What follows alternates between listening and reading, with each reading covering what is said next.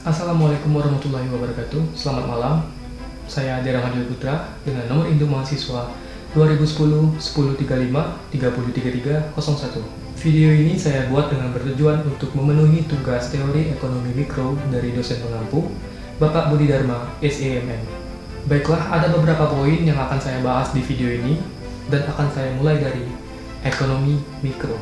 Sebelumnya kita bahas dari definisi ilmu ekonomi. Ilmu ekonomi adalah teori yang mempelajari tentang pelaku individu dalam memenuhi kebutuhan yang tidak terbatas dengan sumber daya yang terbatas. Berdasarkan ruang lingkupnya, ekonomi terbagi menjadi dua cabang, yaitu teori ekonomi mikro dan teori ekonomi makro.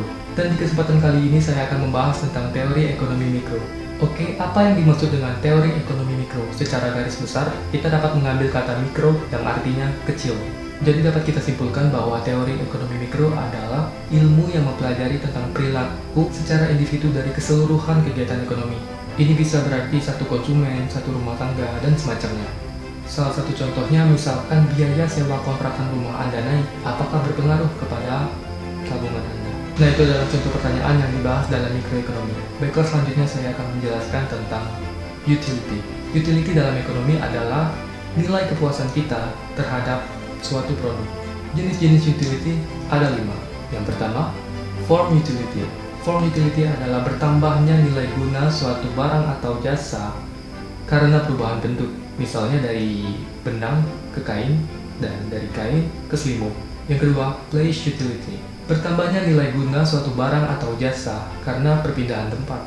Contoh, buah-buahan desa dipindahkan ke kota, dan smartphone luar negeri diimpor ke kota kita. Yang ketiga, time utility. Time utility adalah bertambahnya suatu nilai guna barang atau jasa karena digunakan di waktu yang tepat.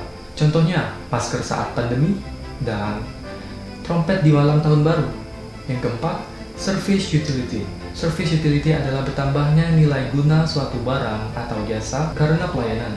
Contoh, hotel, rumah sakit. Yang kelima, ownership utility. Ownership utility adalah bertambahnya nilai suatu guna barang dan jasa karena kepemilikan. Contoh, kamera pribadi daripada kamera sewaan atau komputer pribadi daripada komputer sewaan dan semacamnya. Nah, selanjutnya kita bahas tentang sistem ekonomi. Ya, sistem ekonomi adalah suatu cara untuk mengatur dan mengorganisir kegiatan ekonomi, baik oleh pemerintah, swasta, berdasarkan suatu prinsip demi kesejahteraan. Fungsinya adalah memastikan perekonomian di suatu negara agar berjalan dengan lancar. Nah, sistem ekonomi sendiri dibagi menjadi 4, yaitu yang pertama, sistem ekonomi tradisional. Contohnya barter, karena jenis produksi ditentukan dengan sesuai kebutuhan. Yang kedua, sistem ekonomi liberal. Dari teori Adam Smith, sistem ekonomi liberal mengajarkan untuk memberikan kebebasan perseorangan kepada setiap sektor ekonomi. Ciri-ciri sistem ekonomi liberal adalah persaingan bebas dan tidak adanya campur tangan pemerintah. Yang ketiga, sistem ekonomi komando. Sistem ekonomi komando atau sistem ekonomi terpusat ini sering digunakan di negara-negara komunis seperti Cina, Korea Utara, Rusia. Di sistem ekonomi komando, semua alat produksi dikuasai oleh negara dan perencanaan perekonomian disusun oleh pemerintah pusat. Yang terakhir, 4. Sistem ekonomi campuran. Sistem ini adalah percampuran dari sosialis dan liberal. Sistem ekonomi ini menengahi antara kebebasan dan pengendalian. Pemerintah sebagai pengendalian kegiatan ekonomi, sedangkan masyarakat berperan untuk melakukan kegiatan produksi, distribusi, dan konsumsi. Baik, itu tadi penjelasan saya mengenai poin-poin yang harus saya jelaskan untuk memenuhi tugas dari Pak Budi Dharma SEMM. Sebelum saya tutup video ini, saya mau berterima kasih dulu kepada Pak Budi yang sudah menonton video ini dari awal sampai akhir tanpa skip ya, mungkin. Ya, terima kasih untuk meluangkan waktunya Bapak. Saya harap semua yang saya sampaikan di sini sesuai dengan keinginan Bapak.